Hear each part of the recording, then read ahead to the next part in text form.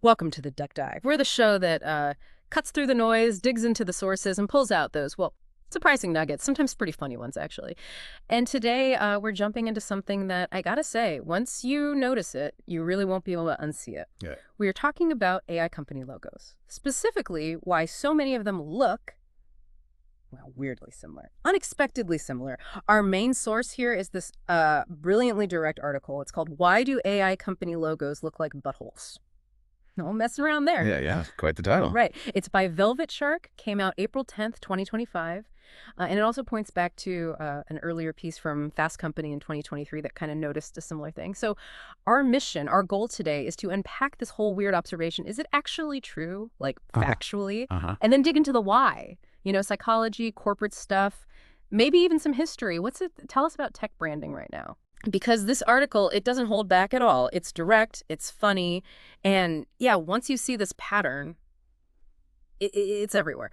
So let's start there. What exactly is this pattern, this circular AI logo epidemic, as the source calls it? Yeah, epidemic's a good word for it. It describes this visual thing, right? Like a circular shape. Often it's got a gradient, and there's usually some kind of central opening or like a focal point, and things radiating out from the middle, plus soft, sort of organic curves. Exactly. It paints a pretty specific picture, doesn't it? It really does. And look, while that Velvet Shark title is, shall we say, blunt. Yeah. It's not like they're alone. Fast Company, big mainstream publication. They spotted this trend back in 2023, too. Oh, well? They just used a much more safe for work headline. Something like, the AI boom is creating a new logo trend. The swirling hexagon. Ah, the swirling hexagon. Much safer. Very careful. Definitely avoided any anatomical comparisons in their description. Yeah, you bet. Okay, so maybe the biggest example, the one everyone knows, is OpenAI, their logo evolution. Right, that's a key one. Because originally it was just text, wasn't it? Simple. Yep. But then, bam, the redesign, you get this like perfect circle, subtle gradient, and that central hole, that void. Unmistakable. And their official explanation for it, they call it the Blossom logo. The source calls it masterfully crafted, which I think is spot on. Oh, yeah. What do they say? They say it represents the dynamic intersection between humanity and technology, and it embodies the fluidity and warmth of human-centered thinking through the use of circles. Fluidity and warmth. Balanced with the precision and structure that technology demands from right angles. Sounds pretty fancy, eh? It really does. And what's fascinating is how the source just dissects that. Calls it a masterclass in corporate euphemism. Right. They really zero in on that phrase, fluidity and warmth of human-centered thinking through the use of circles. And basically say, it's just a really, elegant way to describe a logo that looks, well, like an anus. Hey, yeah. No punches pulled there. None at all. It's corporate speak at its finest, maybe. Or most artful, anyway. And it's not just OpenAI, is it? The source says once you start looking, almost all the big AI players, they basically follow this pattern. Circular or maybe kind of snowflake-like, but always with that central opening. It's just everywhere. It is pervasive, though the source does point out a couple of exceptions, which is interesting. DeepSeek and Midjourney. Oh, yeah. What's the deal with them? Well, the interesting detail noted is that both have sort of sea-related names or themes. Weird. Like maybe that theme helped them break away from the circle thing? Maybe. A subconscious drift, perhaps. Who knows? Okay, but this next bit from the article, this really made me pause. The source calls it the smoking gun example. Anthropic's Claude logo. Ah, yes. I remember this part. It shows a side-by-side comparison. The Claude logo next to a drawing from a Kurt Vonnegut book, Breakfast of Champions. Right, the asterisk drawing. Yeah.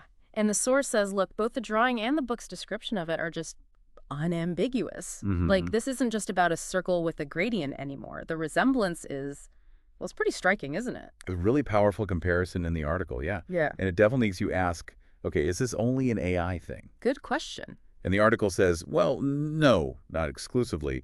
The percentage seems way higher in AI, but the pattern pops up elsewhere. Like where? It mentions some notable or funny examples, like Electrolux. Apparently, once you see the, let's call it the bikini and butt in that logo. Oh, no, I think I know the one. You absolutely cannot unsee it. It just shows how easily these things can happen, right? Probably totally unintentional when designers are just working with abstract forms. Okay, so if it's happening elsewhere, but like really concentrated in AI, why? Why does this keep happening? Right. What's going on? Why are all these companies ending up with this very specific look? What are the actual reasons? Well, okay, the source points to a few things. One big one is just circular design psychology. Okay, what's that? Circles, Hola. inherently, they represent things like wholeness, completion, infinity, even. Ah, okay. Concepts that fit AI's promise. Exactly. Boundless potential, a complete future, all that stuff. Plus, psychologically, circles are seen as friendly, right? Non-threatening. Which you definitely want if you're selling tech that, some people worry might take their jobs. Precisely. Makes it feel less scary, more approachable. Okay, makes sense. What else? Then there's this idea of unintentional biomimicry, or, pareidolia. Pareidolia, seeing faces in clouds, that kind of thing. Exactly that kind of thing. Our brains are just wired to find familiar patterns, faces, shapes, even in random data. Remember the face on Mars? Yeah. From the Viking orbiter back in '76? Oh, yeah, totally. So designers, maybe without even realizing it, might just be recreating biological forms. It's not like they mean to, but our pattern-matching brain just finds it. Huh, okay. So friendly circles, accidental biology. What else drives this? Well, then you get the big one, probably. The copycat effect. Yeah, right. Monkey see, monkey do. Pretty much. Once a few big names, like OpenAI, adopt this distinctive circular look and get successful. Everyone else jumps on board. Exactly. The source has that great line. The result is an industry where standing out means looking exactly like everyone else's butthole. Heh. Brutal, but maybe true. It mirrors what we see in branding generally, right? Brands smoothing out their logos, becoming more generic, losing uniqueness just to fit in. Yeah, that does happen a lot. And that ties straight into another huge factor. Design by committee. Oh boy, death by 1,000 paper cuts, design edition. You got it. Big corporate decisions, especially logos, they involve so many people. Marketing, legal, execs, everyone has an opinion. And that usually leads to The safest option, the most inoffensive choice, which often ends up being just the average everyone's opinion squished together. You just imagine those meetings, right? The source actually talks about what those conversations might sound like. It does, yeah. It paints a picture. Like you can hear people saying, can we make it look more futuristic? Uh-huh. Or it needs to feel advanced, but, approachable. He's approachable. And the classic, let's add a subtle gradient that conveys intelligence. Oh, the gradient of intelligence, of course. Right. But here's the paradox the source highlights. Mm-hmm. Nobody, like no single person walks in and says, hey, let's make our logo look like an anus. Uh-huh. Probably not, no. But when you take all that feedback, all those demands to be safe, approachable, futuristic, intelligent, and you filter it through corporate risk aversion. You end up there. Yeah. It pushes the design towards something familiar, something safe, and in this specific tech moment, safe apparently looks like, well, that particular circular motif. Okay, so taking a step back then, what does this whole trend, this convergence, really tell us about the tech industry itself? It feels like it's got to be more than just logo design, right? Oh, absolutely. The source argues it reveals something much deeper, basically a kind of fear of standing out too much. Interesting, even though they talk constantly about disruption and innovation. Right. Despite all that rhetoric, there's this huge underlying pressure to look legitimate, to conform to whatever the current visual shorthand is for serious tech company. Yeah. It's like wearing the right suit. So connecting back to OpenAI, their logo, that specific circular sphincter-like logo, once it became successful. It set the template. That's the argument. It basically broadcasted, this is what serious AI looks like now. And so any new AI company that doesn't look like that? Risks looking unserious, unprofessional, out of the loop. Even if their tech is amazing, the visual language doesn't match expectations. Wow, that's some serious conformity pressure. And this isn't new either. Tech design has gone through waves like this before. The source actually lays out a kind of history. Oh yeah, like what? Think back at 1990s, early 2000s, everything was 3D and glossy. Remember Apple's Aqua interface, like candy? Oh yeah, the gel buttons, totally. Yeah. Then, maybe 2010 to 2013, you had skeuomorphism. Digital stuff trying to look like real-world objects. Stitched leather in calendar apps, that sort of thing. Right, the fake textures. Then a big shift around 2013 to 2018. Flat design. Super minimal, clean, bright pillars, no shadows. Very stark reaction. Mm-hmm. I remember that transition well. Followed by neomorphism, maybe 2018 to 2022. Mm-hmm. Sort of a soft, semi-flat look.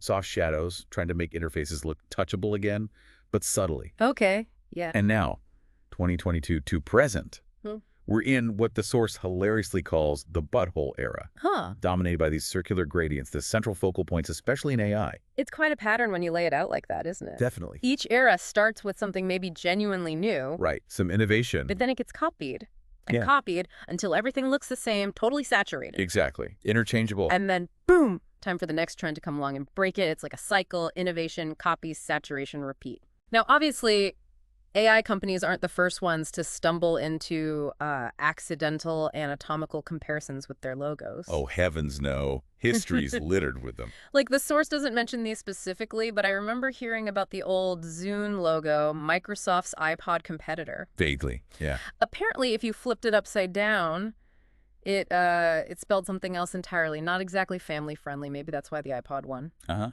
Could be. Design fails can be costly. Or that infamous original logo for the Brazilian Institute of Oriental Studies. It was supposed to be a nice, stylized pagoda against a sun. Uh-oh. Where is this going? Let's just say, it looked very distant, very anatomical. They changed it pretty quickly after it went public. Yikes. Okay, yeah. So this stuff happens. Which leads to the question, how do companies avoid this particular pitfall? Does the source have suggestions? Besides, not designing by committee. It does, and one suggestion is just brilliant, frankly. Humorous, but insightful. Lay it on me. Hire a panel of middle schoolers to review logo concepts before launch. Haha. Seriously. Yes, because, and I'm quoting here, they will find every possible inappropriate interpretation with ruthless efficiency. You know what? They're probably right. If a 13-year-old sees something rude in it. Everyone's going to see it eventually. Yeah. They have a superpower for that. Okay, so get some teenagers involved. What else? For companies that actually want to stand out, want to be different. The source lists a few practical design tips, like maybe embrace sharp angles, use geometric shapes, defined edges. That immediately sets you apart from the soft circle crowd. Okay, angularity. Got it. Use negative space creatively. Yeah. But think like the FedEx arrow, right? Clever, hidden meaning, not biological openings. Right. Good distinction. Maybe actively avoid radial symmetry. Not everything needs to spin out from a perfect center. Break that mold. Makes sense. Asymmetry can be powerful. And maybe just skip the gradient. Flat design, it still works. It can look clean, modern, and it's definitely not the current AI default. Good point. Simple can be strong. And crucially, test it.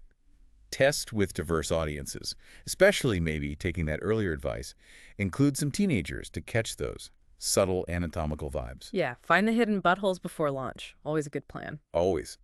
And look, it's not like no tech companies manage this. There are great examples of brands that broke the mold, that have really distinctive looks. Like who? Well, think about Slack. Their logo, kind of like a hashtag or an octothorpe, instantly says collaboration, connection, no circles needed. True. Very distinct. Or Netflix.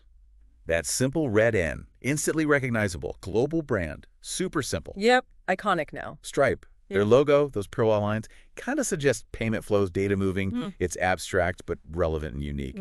I see that. Or even Twitch, just owning that color, purple. In a sea of tech blue, their branding totally stands out. Yeah, the purple is very Twitch. So it is possible. Companies can find memorable, unique visual identities without just following the latest trend.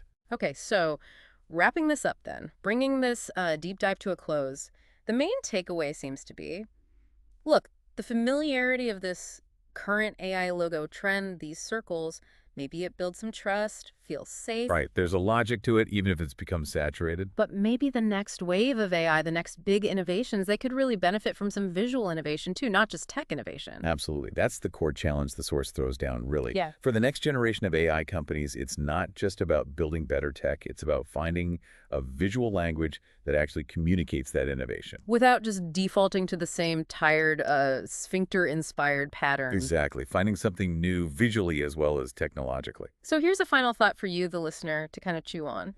Considering how deeply these patterns, these sort of subtle or not so subtle anatomical references, can get embedded in design trends, what other unconscious biases or weird influences might be shaping how new technologies look and feel to us? Good question. How much of what we think looks modern or futuristic is actually just us, like reinterpreting something really ancient or even, biological, something to think about next time you see a new tech logo pop up?